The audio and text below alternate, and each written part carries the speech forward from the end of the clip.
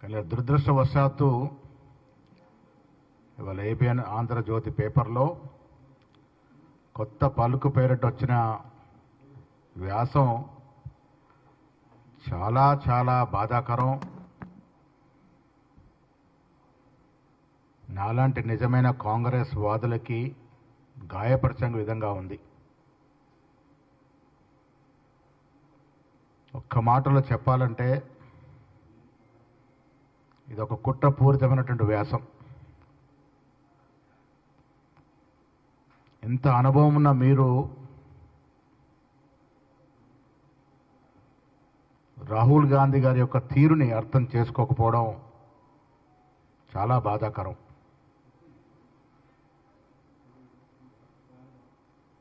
రాజకీయ పదవులు తీసుకుంటేనే రాజకీయ నాయకులు అవుతారని మీరు అనుకుంటున్నారేమో. అన్నీ త్యజించి 2004లో కానీ 2009లో అన్నీ ఆయన చేతిలో ఉండి కూడా అన్ని పదవుల్ని త్యజించిన మహానుభావుడు రాహుల్ గాంధీ గారు.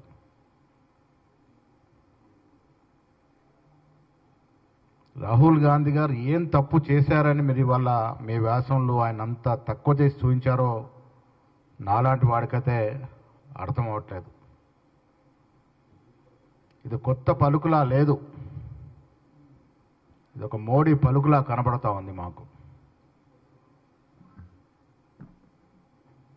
ఎవరి కోసమో రాసినట్టుగా కనబడతా ఉంది. ఏ శక్తులు ఉండి మీ వెనక ఈ వ్యాసాన్ని రాయించాయో అనేటట్టు అనుమానం కలుగుతూ ఉంది.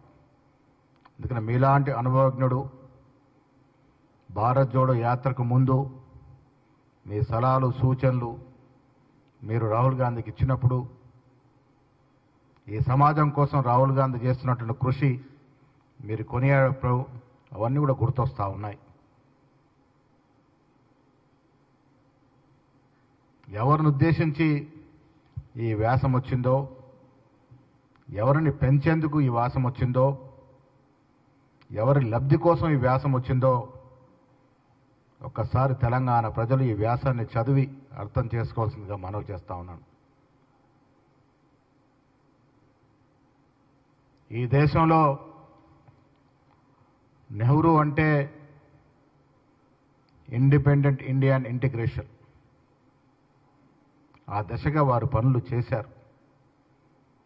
ఇందిరాగాంధీ గారు గరీబీ హటావో నినాదంతో పనులు చేశారు. ప్రజల మన్ననలు పొందారు, ప్రజల గుండెలు ఇప్పటికీ స్థిరంగా ఉన్నారు. Rajiv Gandhi technology and science ఈ దేశంలో రావటానికి దోహదపడినటువంటి మహనీయుడు. పివి నరసింహారావు గారు, మన్మోహన్ సింగ్ గారు ఎకనామిక్ లిబరలైజేషన్ కోసం తోడ్పడినటువంటి ప్రధానమంత్రులు. వీళ్ళ ఖర్గే గారు, సోనియా గాంధీ గారు, రాహుల్ గాంధీ అంటే సోషల్ జస్టిస్ గురించి మాట్లాడితే మీకు ఎక్కడ తప్పు అనిపిస్తుందో రాధాకృష్ణ గారు నాకు అర్థం అవ్వట్లేదు. స్వాతంత్రం వచ్చిన తర్వాత రాజ్యాంగంలో పొందుపరుచుకున్న అంశం ఇది.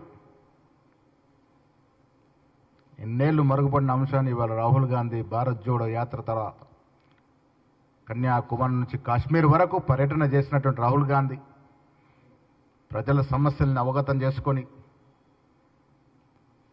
ప్రజల బాధల్ని అర్థం చేసుకొని, ఈ దేశంలో సమానత్వం కావాలని అడగడం తప్ప, ఈ దేశంలోని సంపద 90% సంపద 10% మంది చేతుల్లో ఉంది. 10% సంపద 90% బీద చేతుల్లో ఉంది అని చెప్పడం తప్ప, ఈ రకంగా మీరు రాహుల్ గాంధీని తక్కువ చేసి ఉంచినారో మాకు అర్థం అవ్వట్లేదు. కమ్యూనిస్టు పంతా ఏర్పాటు చేసుకోవడం, కమ్యూనిస్టు పంతాలో మాట్లాడడం తప్పన్నారు.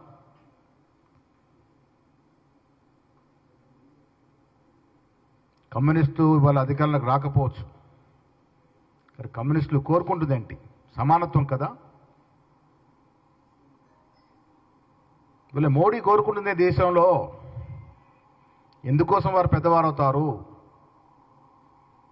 కులం పేరిట, మతం పేరిట, ప్రాంతం పేరిట చిచ్చులు పెట్టిన వాళ్ళు పెద్దవాళ్ళు అవుతారా?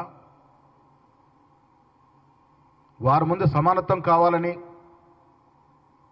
సమాజంలో అందరూ బాగుపడాలని, అందరూ సుఖపడాలని కోరుకున్న రాహుల్ గాంధీ ఎట్లా తక్కువ అవుతారు?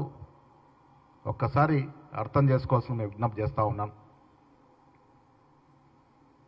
ఇలా మోడీ గారు కోరుకున్నది ఏంటి? ధనికుల పాలన కాదా? ఇవాళ రాహుల్ గాంధీ కార్పొరేట్ సెక్టర్కి ఏదో వ్యతిరేకమైనట్టుగా మీరు మీ వ్యాసంలో అర్థమవుతా ఉంది. రాహుల్ గాంధీ కానీ, పివి నరసింహారావు గారు కానీ, మన్మోహన్ సింగ్ కానీ ఎప్పుడు కూడా కార్పొరేట్ సెక్టర్కి వ్యతిరేకం కాదు. ఇలా కాంగ్రెస్ సిద్ధాంతం ఏదంటే ఇలా కార్పొరేట్ సెక్టర్ ఇంత పెద్ద కంపెనీలు వచ్చేవే కాదు. కానీ రాహుల్ గాంధీ కోరుకునేది కార్పొరేట్ సెక్టర్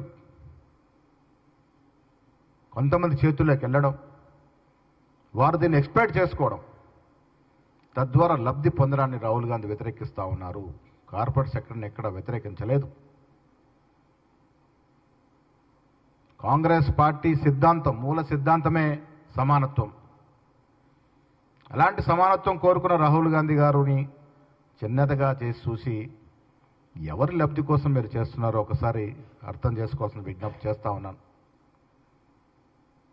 జీసస్ క్రైస్ట్ మీద ఎట్లయితే రాళ్ళు పడ్డాయో అంతకన్నా ఎక్కువ రాళ్ళు ఇలా రాహుల్ గాంధీ మీద పడ్డా ఎక్కడ కూడా వనక్కుండా దొనక్కుండా ముందుకెళ్తూ సమాజ స్థాపన కోసం కృషి చేస్తున్న ఈ తరుణంలో వారు వెన్ను తట్టి ప్రోత్సహించాల్సిన మీరు, మీలాంటి మేధావులు ఇలా వారిని తక్కువ చేసి